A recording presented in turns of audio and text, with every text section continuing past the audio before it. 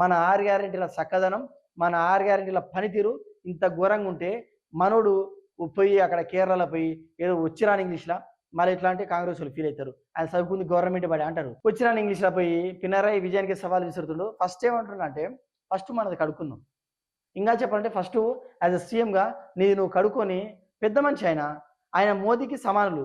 మళ్ళీ ఈయన అంటాడు నువ్వు ఈయన ఒక పబ్లిక్ మీటింగ్లో అంటున్నాడు ఒకవేళ పినరాయి విజయానికి ఓటేస్తే డెఫినెట్గా అది మోదీకి పోయినట్టే అంట.